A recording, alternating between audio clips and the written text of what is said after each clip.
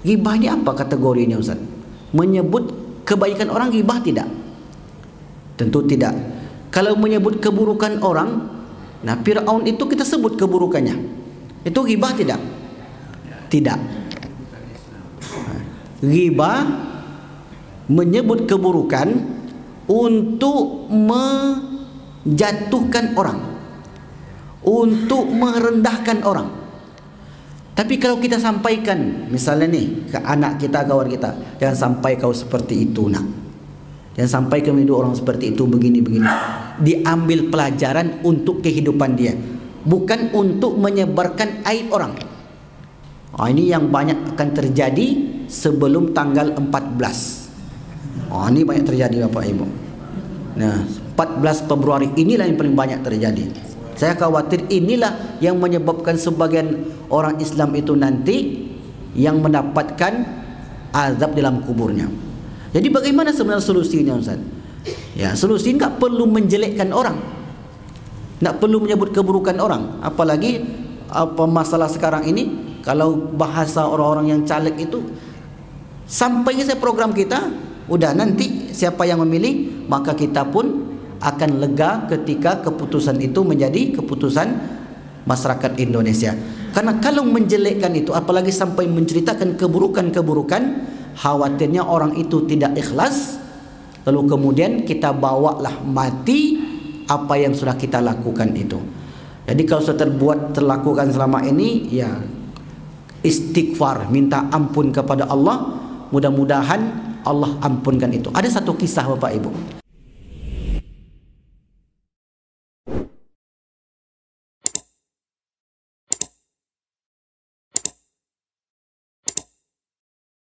Kaum muslimin Bapak Ibu yang dimuliakan Allah Subhanahu wa taala, tema kita yaitu tema lanjutan dari pembahasan sebelum ini. Sedikit menjelaskan apa yang sudah kita sampaikan di tahun kemarin, yaitu di Selasa yang lalu, tentang 3 kelompok manusia setelah meninggalkan dunia ini. Yang pertama, kelompok manusia yang muna'amah, yang senantiasa diberi nikmat. Bahkan nikmat yang diberikan Allah kepada mereka yang sudah mendahului itu dikatakan fayuqalu hadza maq'aduka, dikatakan kepada orang tersebut, inilah tempatmu wahai hamba-hamba Allah, hatta yab'atsaqallahu mimma qamika, sampai Allah bangkitkan engkau dari tempatmu ini. Maksudnya tempat ini adalah kehidupan di alam barzakh. Maka kepada mereka ditampakkanlah, dibukakan dan ditampakkan isi surga kepadanya. Selama itulah orang tersebut mendapatkan kenikmatan-kenikmatan di alam barzakh sana. Adapun kelompok yang kedua, yaitu mereka yang tidak beriman, maka mendapatkan sebaliknya, mendapatkan janji Allah berupa ancaman-ancaman. Karena di dunia ini aturan kalau ditegakkan mendapatkan bagian, kalau dilanggar mendapatkan hukuman. Di dunia saja berlaku seperti itu. Seorang yang bekerja di suatu perusahaan, apabila dia bekerja dengan baik, maka akan mendapatkan banyak bonus.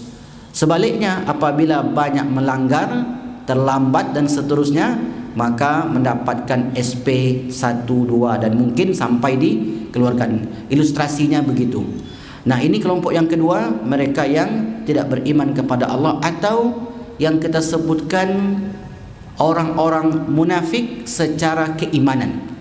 Maka kemarin kita bagi munafik itu kepada 2. Munafik i'tiqadi, munafik secara keimanan. Itulah yang Allah samakan dalam Al-Quran. Wa'adal, dijanjikan kepada orang kafir, wal munafikun. Munafik bukan munafik orang beriman, bukan orang Islam, tapi munafik secara keimanan. Apa maksudnya? Dia menampakkan secara zahir seperti orang Islam, tapi hakikatnya bukan Islam. Mungkin dia pakai peci hitam, pakai sorban juga, mungkin dia melantik ini dan itu, mungkin ini contoh saja. Nah, ini sebenarnya menampakkan zohirnya saja, tapi hakikatnya tidak. Nah, yang seperti ini masuk kategori orang-orang yang tidak beriman. Adapun yang ketiga, itu kebanyakan daripada kaum muslimin, yaitu terkadang ditempatkan di tempat yang diberi nikmat karena ada pahala, dan terkadang ditempatkan di tempat yang mendapatkan kesulitan, mendapatkan azab karena melakukan dosa. Baik, Bapak Ibu yang dimuliakan Allah Subhanahu wa taala. Kalau orang-orang yang berada di tempat yang diberikan nikmat ini, maka tentu itu semua keinginan kita. Tapi tentu dalam kehidupan terkadang kita silaf, salah, dan mungkin banyak dosa yang kita buat, maka kita pun berusaha untuk menghindari itu.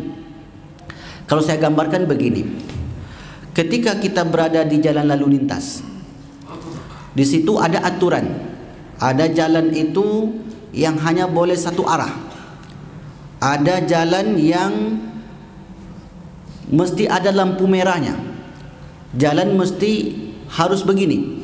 Maka aturan-aturan itu apabila diikuti, dipatuhi, maka akan selamat. Maka kita pada pagi ini menghindari kesalahan-kesalahan jalan lalu lintas di dunia agar kita selamat, agar kita tidak kena tilang. Nah, aturan-aturan yang Allah turunkan kepada Nabi Muhammad dan Nabi Muhammad menyampaikan kepada umatnya, apabila orang tersebut menghindari ancaman ini, maka dia akan selamat. Maka ancaman-ancaman itu kita sebut dengan azab-azab kubur. Nah, dihindari itu, maka dia akan mendapatkan kenikmatan-kenikmatan seperti yang dijanjikan oleh Rasulullah sallallahu alaihi wasallam. Maka kita akan catatkan poin-poinnya. Silakan nanti Bapak Ibu bagi yang menulis, silakan tulis poinnya untuk introspeksi diri kita. Alhamdulillah, pasal ini saya selamat, pasal ini saya selamat, pasal ini saya selamat. Kalau pasal-pasal itu kita selamat, maka otomatis janji-janji Allah yang seperti yang sudah kita sebutkan sebelum ini, orang tersebut yuwassa'u lahu qabruhu sab'una zira'an, kuburnya itu meluas sejauh 70 hasta.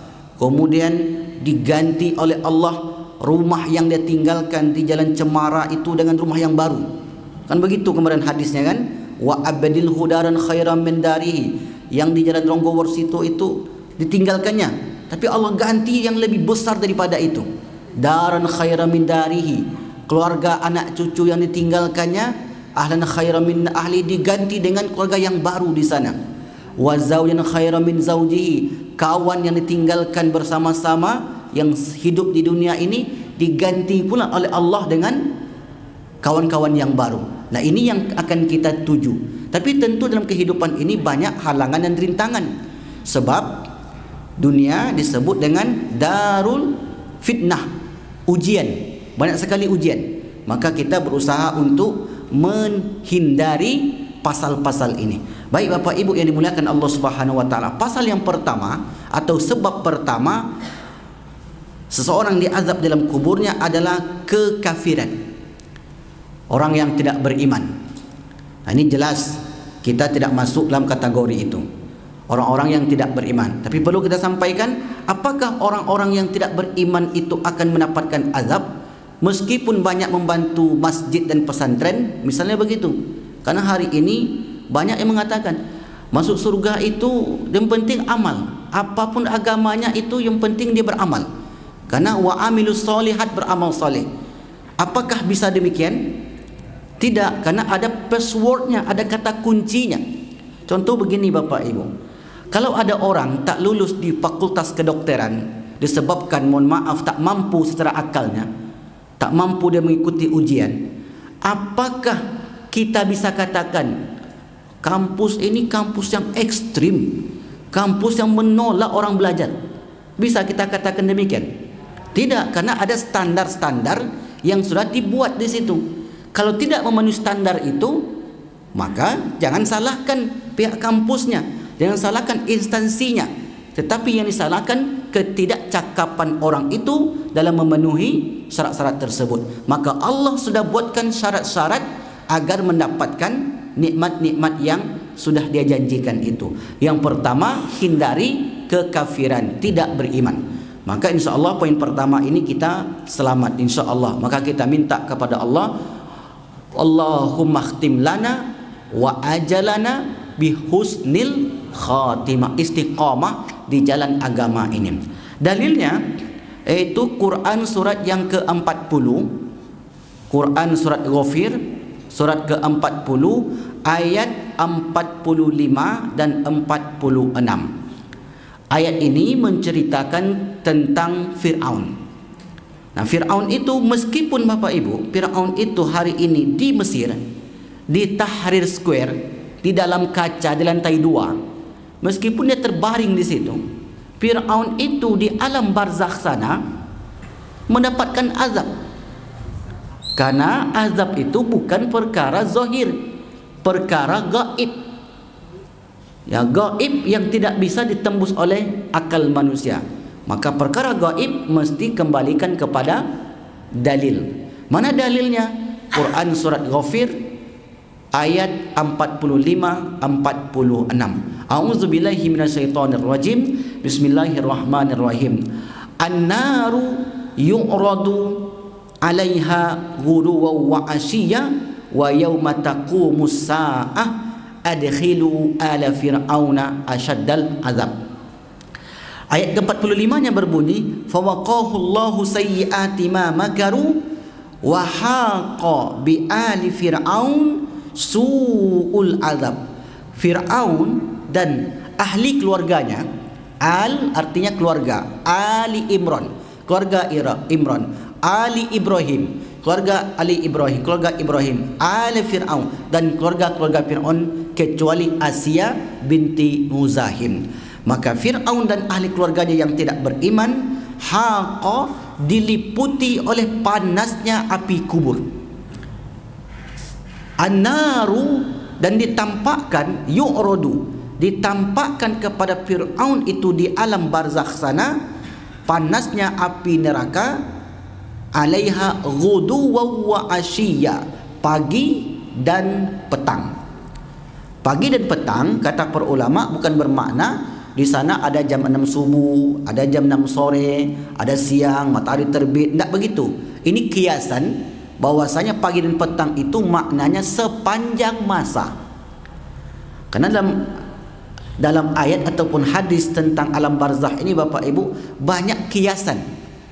Contohnya, apabila orang itu meninggalkan kuburan 7 langkah misalnya, maka datanglah malaikat mungkar nangkir. Ini bukan seperti itu maknanya. Karena kalau seperti itu maknanya, bagaimana dengan orang kuburnya tidak ditinggalkan? Bagaimana orang yang tidak punya kubur? Bagaimana orang yang meninggalnya dengan cara dibakar? Nah, kan itu tak perlu meninggalkan 7 langkah. Jadi maksudnya tak butuh waktu lama setelah meninggal, maka akan diberlakukan pasal atau aturan-aturan alam barzakh. Ini yang dimaksudnya. Maka dalam ayat ini pagi dan petang, bahwasanya bagi Fir'aun dan ahli keluarganya serta tentara-tentaranya mendapatkan azab sepanjang masa, hatta sampai taqumus saa'ah, sampai datang hari kiamat. Karena dahulu ada wisatawan kita yang ke Mesir, kemudian minta ke salah seorang mahasiswa untuk diajak berkunjung ke markas Fir'aun. Jadi berkunjung ke kantor Fir'aun. Fir'aun itu lantai 2 kantornya. Jadi kalau pergi ke sana, Fir'aun sudah nunggu tuh Pak, tapi terbaring di sana. Jadi dia mau tengok bagaimana keadaan Fir'aun di sana. Setelah dia sampai ke sana, kayaknya Fir'aun ini gak diazab. Karena gak ada, kalau azab kubur kan disebutkan kuburnya itu menyempit, dihimpit. Ini gak dikubur, di dalam peti kaca, kemudian dijaga lagi oleh sapam. Maka dijelaskanlah bahwasanya apa yang berlaku bagi orang-orang yang sudah meninggal tidak lagi ada hubungan dengan kehidupan dunia.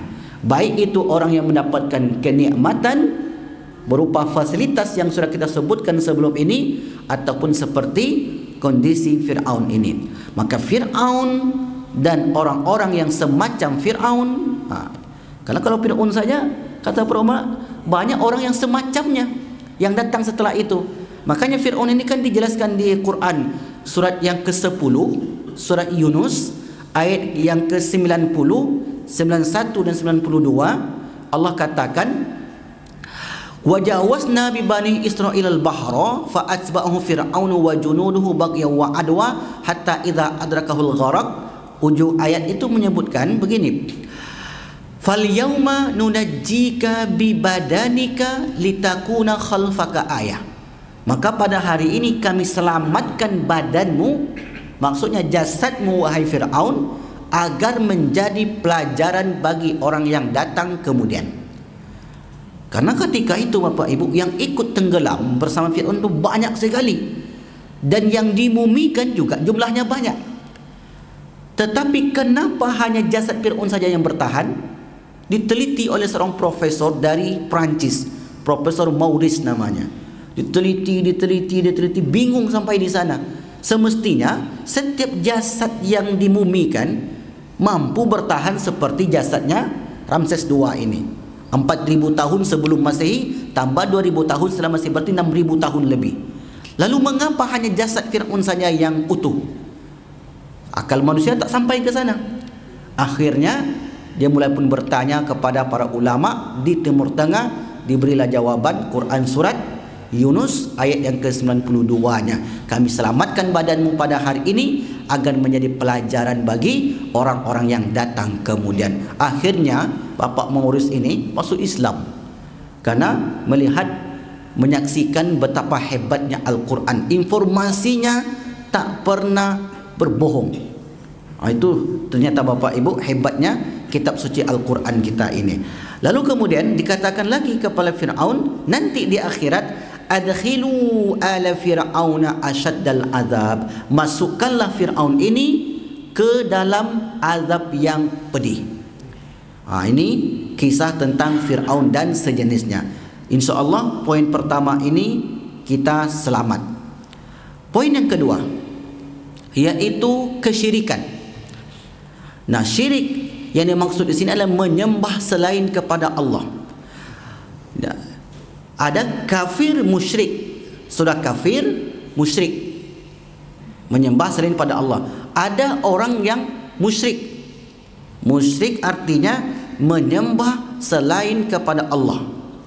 Itu istilah musyrik. Maka orang yang musyrik ini apabila dia meninggal lalu kemudian tidak bertobat, maka berdasarkan ayat Al-Quran, orang itu tidak mendapatkan ampunan. Dengan catatan, ini ada catatannya, kalau dia sudah mengetahui, kalau tidak maka tidak ada hukum. Ilmu akidah itu begitu, hukum itu berlaku bagi orang yang tahu. Contohnya ada orang yang tinggal di pedalaman, dia tak tahu menyembah sesuatu itu, menyembah selain Allah itu salah karena ilmu pengetahuan tak ada. Lalu kemudian mereka menyembah itu sepanjang hidupnya, meninggal. Maka orang semacam ini, kata para ulama Ahlus Sunnah wal Jamaah, mereka itu penghuni surga. Penghuni surga ini Pak. Jadi orang seperti itu pun karena dia tak tahu termasuk penghuni surga. Itu ada di dalam bab kitab akidah, judulnya Ahlul Fatrah. Orang-orang yang meninggal di antara dua nabi di mana dakwah tidak sampai. Kalau dakwah sampai itu lain cerita, karena sudah tahu. Ini yang kita ceritakan yang tidak tahu. Yang tidak tahu selamat. Kalau yang sudah tahu kemudian tidak bertobat, maka kata Allah, innallaha la yaghfiru ayyushraka bihi wa yaghfiru ma duna dzalika liman yasha. Surat yang keempat ayat 48. Surat yang keempat ayat 48 surah An-Nisa. Sesungguhnya Allah tidak mengampuni orang yang berbuat syirik dan mengampuni dosa selain itu. Ini maksudnya nanti di akhirat. Maksudnya begini, kalau ada orang di dunia jahat, banyak dosa, tapi tak syirik dia, maka orang ini setelah dosanya itu dibersihkan, mereka akan dimasukkan ke surga. Makanya ada hadis, ada orang nanti yang terakhir kali masuk surga itu sudah hitam semua badannya ini, hitam legam. Yang tak hitam hanya di bagian min athari sujud, bagian sini saja yang enggak hitam. Karena ya masih ada dia solat sekali setahun, masih ada, masih sujud dia. Maka itu ternyata memberi bekas kepada orang tersebut, sehingga ketika Rasulullah SAW akan memberikan syafaat kepada orang atau umatnya yang masuk neraka ini, dicarilah tanda tersebut. Tanda itu bukan di dunia Bapak Ibu. Ini kalau orang kadang silap, berarti Ustaz orang yang paling hitam jidatnya itulah nanti yang itu tanda dunia. Kalau Bapak Ibu yang sering solat yang tak hitam jidatnya, nanti macam mana pula kan? Atau habis ini supaya hitam dihantuknya ke dinding dong, digesek-gesekkannya. Jadi tanda itu bukan tanda zahir, tetapi tanda di mana Allah Subhanahu wa taala menampakkannya nanti ketika orang tersebut sudah sampai di alam lain, alam kehidupan setelah kehidupan di dunia ini. Maka itu sajalah yang menjadi tanda bagi orang tersebut, dicari oleh Rasulullah sallallahu alaihi wasallam. Insyaallah nanti kita akan sampai bab syafaat. Syafaat ini banyak Bapak Ibu. Bukan hanya syafaat Nabi, syafaat kawan sesama dia di dunia dulu. Ada satu hadis yang masyhur sekali riwayat Abu Daud. Ada kawan yang dulu di dunia akrab sekali. Dulu sama-sama berangkat haji, sama-sama berangkat, sama-sama berbuka puasa, sama-sama solat di dunia. Jadi ketika mereka berpisah di dunia, ternyata yang satu ini banyak melakukan kesalahan, akhirnya mesti dihisap dulu, dibersihkan dulu neraka. Ketika kawan itu yang di surga, dia tanya, mana kawan saya itu ya Allah? Innahum yusalluna ma'ana. Dulu bapak itu, ibu itu selalu solat bersama kami. Jadi tampak wajahnya Pak, memang nampak dia sering duduk di tiang katanya. Mana dia? Nah, sering duduk di dinding, tersandar, nampak sama kami ya Allah, tapi di sini kok enggak ada. Sebut lagi, innahum yasumuna ma'ana. Dulu di dunia kami sama-sama berpuasa, betul kami buka bersama. Kami ini alumni saya tak tahu pula, alumni Semansa 1. Ada alumni Semansa. Ada, sama-sama buka puasa dulu, nampaklah wajah, tapi tak nampak di surga ini. Yang ketiga disebutkan, innahum yahujuna ma'ana. Ya Allah, mereka itu dulu sama-sama ikut haji bersama kami. Kepala kloter kami itu bapak itu. Kami berangkat tahun 2008. Siapa 2008 ini? Ini contoh saja. Jadi itu pun ketika kawan yang tidak dia lihat di akhirat nanti, maka itu pun dicari oleh kawannya ini. Maka betapa hebatnya agama Islam sampai ke akhirat pun, al-akhillau yawma idzin ba'dhum li ba'din illal muttaqun, al-adu illal muttaqun. Orang itu akan berselisih sampai ke akhirat kecuali orang-orang yang bertakwa. Maka kita hindarilah yang pertama ini, insya-Allah kita pun selamat. Saya yakin Bapak Ibu, kalau kita yang sudah solat, tak mungkin lagi pergi ke Kampar Kiri Hulu, ke Gema. Ada gua di situ, tempat orang bersemedih dulu. Zaman-zaman dulu di situ. Jadi katanya kalau menuntut ilmu kebal, situ bersemedih Pak. Zaman dulu ya, sekarang sudah enggak ada lagi. Karena ilmu-ilmu yang seperti itu sudah mulai hilang. Atau mungkin dari rohul dia. Dari rohul kan dulu pakai ilmunya kan. Jadi tunjuknya kelapa tu jatuh katanya. Betul Pak, mana orang rohul? Ada Pak begitu? Betul yang dulu ya. Nah, karena kalau sudah seperti itu, sudah pasti meminta bantuan jin. Bapak Ibu tengok surat jin. Surat jin itu ayat yang kelima, wa annahu kana rijalun minal ins ya'udzuna birijalin minal jin. Ada memang dari kalangan manusia itu yang mengambil perlindungan dari jin. Maka tak boleh kita berkawan dengan jin, karena jin tu enggak kelihatan. Kalau dengan John boleh. Ada Bapak John di sini, Bapak. Karena nampak dia, dengan jin jangan. Karena sudah pasti enggak kelihatan. Yang zahir-zahir aja Pak. Masih banyak kawan lagi di dunia ni. Nah, jadi syirik itu begitu kategorinya. Ini umumnya kita sebutkan. Nah, yang dimaksudkan oleh para ulama ini adalah syirik, bukan syirik asghar ya, bukan syirik kecil. Syirik itu terbagi dua, syirik akbar, syirik asghar. Syirik asghar itu orang riya, tidak masuk kategori ini. Cuma kalau riya itu menggugurkan pahala amalan. Nah, tidak dimasukkan ke neraka, kekal seperti syirik yang menyembah Allah Subhanahu wa taala. Karena memang orang dulu itu mantra-mantranya banyak. Ya, ini yang membuat mereka itu yang melakukan perbuatan syirik. Jadi dulu ada cerita di kampung kami itu, di Kampar Kiri. Karena Kampar Kiri itu pakai juga tuh Bapak Ibu zaman dulu ya, karena teknologi belum berkembang. Jadi kalau dia suka, waktu bujang-bujang lah contohnya, kalau dia suka dengan perempuan kemudian cintanya ditolak, maka dibacanya mantra. Tertitik tawar di langit, tertitik tawar di bumi, aku menawar jadi api, aku menawar jadi racun ke dalam batang tubuh sebelum berkat kalimat la ilaha illallah. Bukan dia hembus. Ini jangan dihafal ini contoh saja. Apalagi yang muda-muda. Bang Haris, mana Bang Haris? Bang Haris belum menikah ya. Nah, ini contohnya. Nah, jadi sekarang kalau saya tengok, kalau saya pulang kampung itu sudah tidak lagi seperti yang dulu. Kalau dulu ngeri Bapak Ibu. Kalau ada orang yang demam, maka datanglah dukun itu. Diambilnya jeruk purut, kemudian diambil baskom hitam, dia pakai baju hitam, serba hitam, lalu kemudian kasih air. Setelah itu dititis dipotong. Jadi kalau jeruk itu tenggelam, berarti dia begini dulu. Di mana tempat-tempat yang angker? Biasanya kan di kampung-kampung begitu. Dekat kuburan disebutnya angker. Angker bukan besi angker, ngeri gitu. Jadi kalau lewat situ, coba kita terawang dulu tempat yang di persimpangan rumah Pak Ahmad contohnya situ. Situ. Karena banyak orang kecelakaan. Di situ pasti ada jin, kata mereka begitu. Diterawang lah. Diambil jeruk tadi. Kerisnya khusus tuh. Jadi dimandikan di hari malam Jumat. Dia aja nggak mandi, keris dimandikan. Habis itu kalau tenggelam, berarti benar.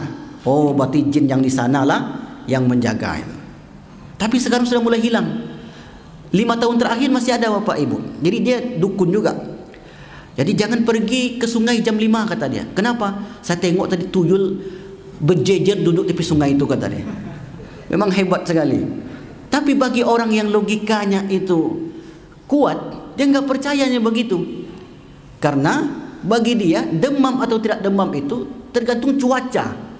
Kalau cuaca itu panas, kemudian dia tiba-tiba langsung mandi, otomatis suhu tubuhnya akan berpengaruh. Itu yang membuat demam. Ini orang yang logikanya tajam. Dan sehingga sebagian apa yang disampaikan oleh para dukun ini, dia pun tidak mempercayainya lagi. Nah, ini yang disebut dengan orang yang menjadikan khadamnya, pembantunya dari kalangan jin. Apa yang terjadi? Fazaduhum rohaqa. Maka jin itu akan membuat dia semakin sesat, semakin jauh dari Allah Subhanahu wa taala. Nah, kalau cerita tentang jin, ada pakarnya di Pekanbaru ini yang sering menyampaikannya, Ustadz Dr. John Pamil. Itu khusus bahas jin. Jadi lebih ngeri pada saya Pak. Saya bahas yang masih alam barzah, dia jin dibahasnya. Saya tengok pelayannya mengeri. Alam gaib, masih gaib tapi jin. Payah nyarinya. Kalau John nampak deh, kalau jin tidak. Nah, ini yang kita hindarkan, syirik. Tapi kalau dia bertobat macam mana Ustaz? Ya kalau sudah bertobat selesai semuanya. Kalau dia tidak tahu, maka tidak terhitung sebagai perbuatan dosa. Baik, yang berikutnya, atau boleh kita bacakan satu hadis tentang ini. Hadis riwayat Imam Muslim. Kita ambil sebagian pangkalnya. Qala, Nabi bertanya, "May ya'rifu ashabah hadhil akbur?" Kata Rasulullah, siapa yang tahu siapa penghuni kubur ini? Siapa dulu yang dimakamkan di sini? Faqala rajulun, seorang laki-laki berkata, "Ana, ya Rasulullah, saya tahu." Famata mata. Kapan orang-orang ini meninggal? Haula'i matu fil isyraq. Mereka itu meninggal dahulu, yaitu dalam kesyirikan. Karena Nabi sudah sampai kepada mereka, ajaran-ajaran Rasul sudah sampai kepada mereka dan menentang serta tidak beriman. Inilah yang dimaksud dengan perbuatan syirik tadi. Syirik al-akbar, syirik besar. Okey, baik. Hadisnya banyak, kita tak perlu membacakan banyak lagi. Yang ketiga, kemunafikan. Munafik di sini dimaksudkan ada dua memang. Munafik yang pertama tadi, munafik secara keimanan, itu masuk kategori kafir. Yang kedua, munafik secara amalan, perbuatan. Itu menyebabkan orang bisa diazab di dalam kuburnya dengan catatan. Ini mesti ada catatannya. Kalau tidak bertaubat. Semuanya kuncinya itu. Kita sebutkan tadi, dia kafir tapi dia beriman, selesai, bebas dia. Syirik, habis itu bertaubat, terbebas. Munafik, kalau munafik amali, itu banyak menimpa orang-orang Islam. Rasulullah menyampaikan, ayatul munafik salasa. Tanda-tanda orang munafik itu ada tiga. Idza haddatsa kadzaba. Kalau berbicara dusta. Kalau berjanji dusta. Kalau apa lagi? Enggak, masih dusta ini. Kalau buat program, ini contoh lah ni. Buat program, programnya bohong. Ini contoh. Idza haddatsa kadzaba. Apabila berbicara dusta. Wa idza tu'mina khana. Kalau diberi amanah dia khianat. Wa idza wa'ada akhlafa. Kalau dia berjanji dia mengingkari. Nah, janji seperti apa Ustaz? Terkadang kan kita sering juga berjanji. Ya. Apakah janji kita berjanji betul nanti saya akan datang ke acaramu itu, acara akikahan anaknya, tapi enggak datang dia. Itu termasuk tidak? Ya, itu tidak termasuk karena ada sikon dan kondisi yang memungkinkan dia tidak pergi. Tapi dia sudah janji sebelumnya, insya Allah nanti kita akan janji. Nah, misalnya kita insya Allah nanti Pak Ustaz kita akan makan durian di sini. Misalnya begitu contohnya. Tapi enggak jadi. Karena mungkin ini dan itu penyebabnya. Mungkin karena dia hujan, mungkin karena ada kebijakan lain dan seterusnya, ada kesibukan sehingga tidak jadi dilakukan. Maka kata para ulama, hal yang seperti itu karena ya dengan kondisi yang jelas sekali, orang tersebut juga tidak termasuk kategori orang yang mengingkari janji itu. Maka ayat hadis tadi lebih arahnya kepada seorang pemimpin. Ini ada ulama yang mengatakan demikian, arahnya kepada seorang pemimpin. Karena tadi kan berbicara dusta, beri amanah, diberi amanah ini siapa? Pemimpin. Diberi amanah kemudian khianat, kemudian berjanji, saya janji nanti saya 10 tahun ke depan saya akan sejahterakan, saya akan turunkan kemiskinan. Memang turunkan anak cucunya ke bawah. Saya turunkan kemiskinan kata dia. Turun dia Pak, dari ayahnya ke anaknya, anak ke cucunya. Jadi ayat hadis itu lebih kepada mengarahkan kepada seorang pemimpin. Maka kata Rasulullah SAW, dulu di kota Mekah, di kota Madinah Al-Munawwarah, Quran surat yang ke-9 ayat 101, surat At-Taubah ayat 101. Wa mimman haulakum minal a'rabi munafikun. Ada di antara kalian ini orang-orang Arab, mereka para munafik. Wa min ahlil madinati maradu 'alan nifaq. Ada di antara penduduk Madinah ini semakin besar kemunafikannya. La ta'lamuhum, kalian tak tahu. Di sisi Nabi itu ada lebih kurang 70 orang munafiknya. Munafik yang selalu mengintai dan melemahkan posisi orang-orang Islam.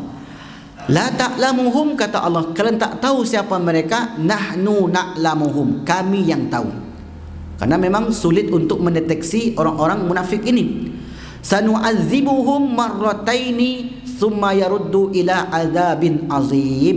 kami akan azab mereka itu 2 kali di dunia dan di alam barzah, nanti di akhirat kami akan azab kembali. Ini orang-orang munafik kota Madinah Al-Munawwarah yang berpura-pura masuk Islam. Ini makna yang pertama, pura-pura masuk Islam, ingin melemahkan kekuatan umat Islam.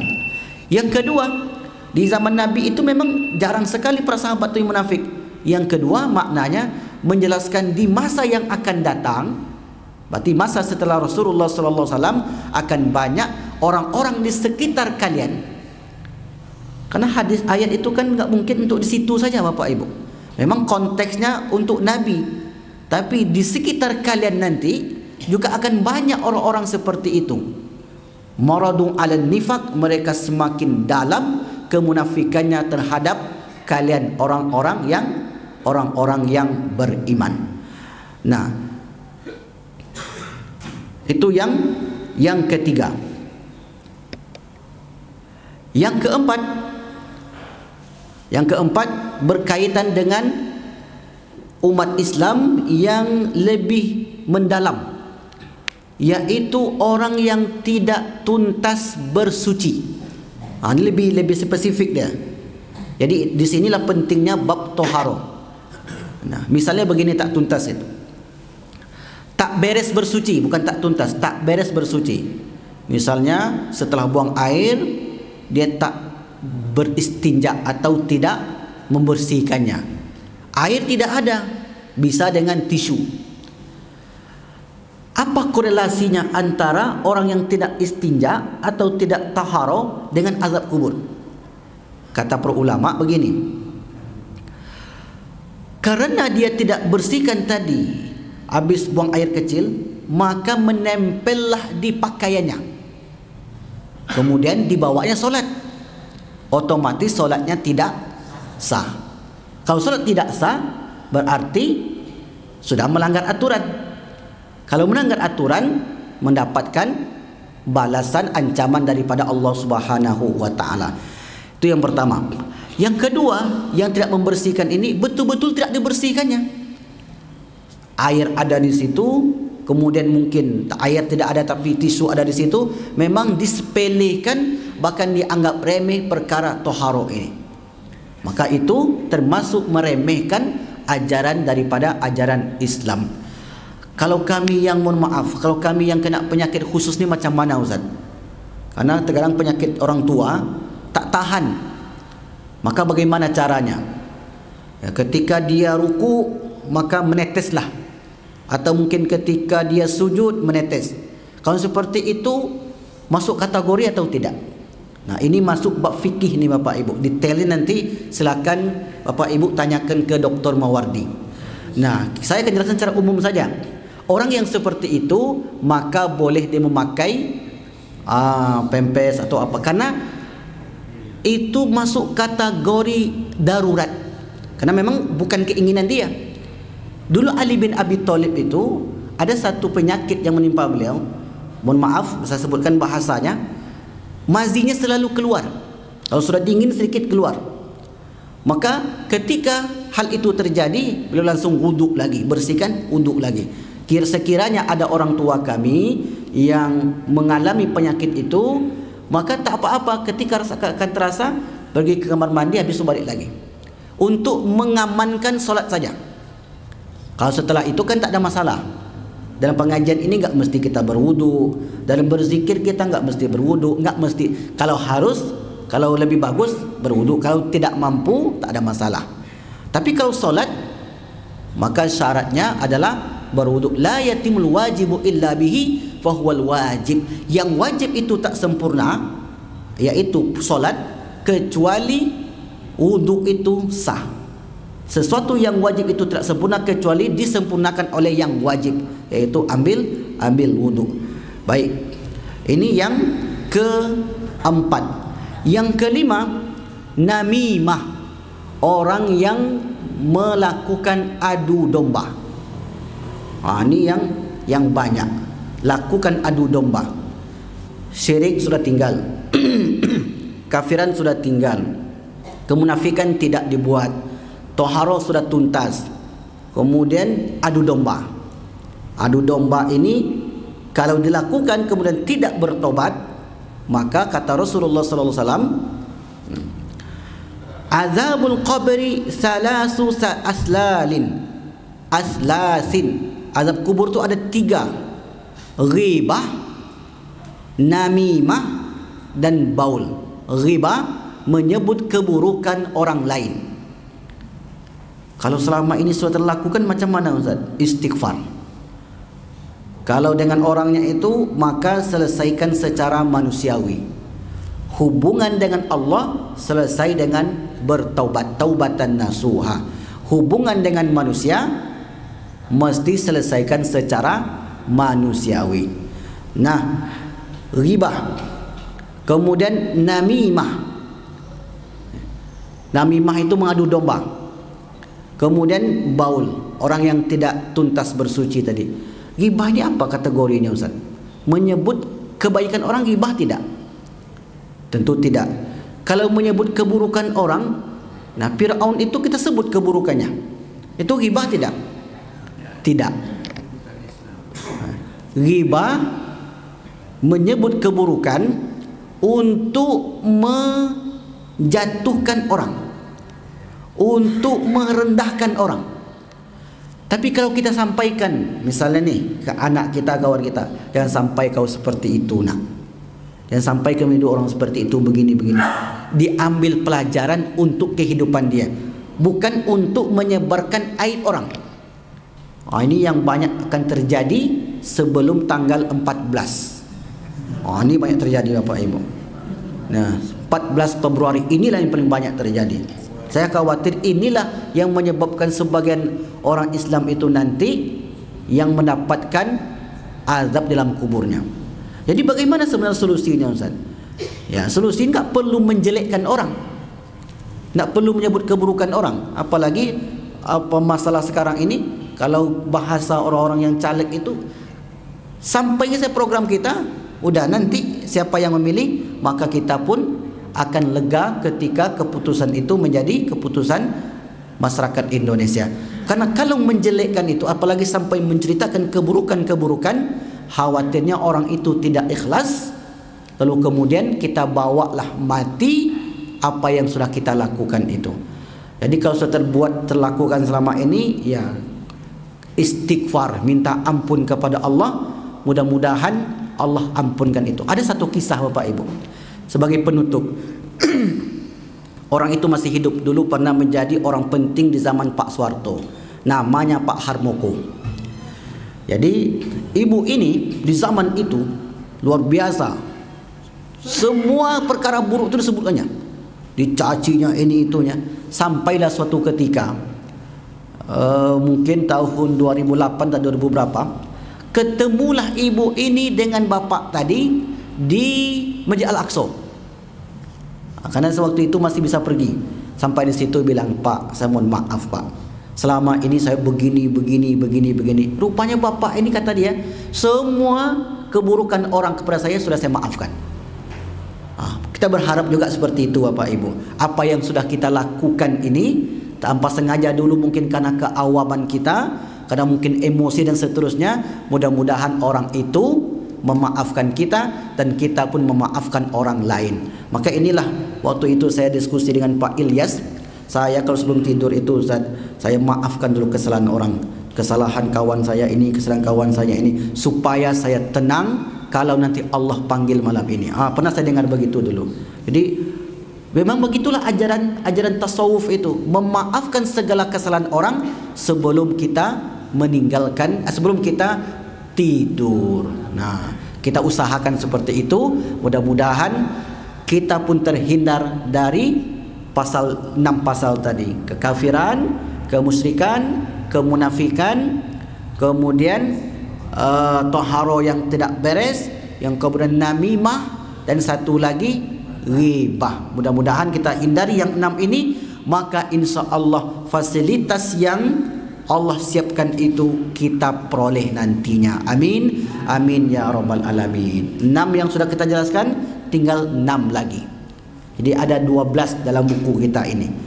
Untuk mendapatkan kenikmatan alam kubur, kita hindarkanlah yang 12 berdasarkan dalil dari Al-Quran ataupun hadis-hadis Nabi SAW. Bapak Ibu tenang saja, kerana nanti di bagian akhir ada kita berikan amalan. Manusia ini pasti melakukan salah, Bapak Ibu. Al-insan mahalal khata' wa nisyan. Manusia itu tempat salah dan lupa. Pasti itu. Maka di bagian akhir pembahasan kita dalam buku ini ada amalan-amalan yang menghapuskan kesalahan-kesalahan kita. Apa amalan itu? Tunggu episod selanjutnya. InsyaAllah ta'ala. Baik, ada yang bertanya silakan.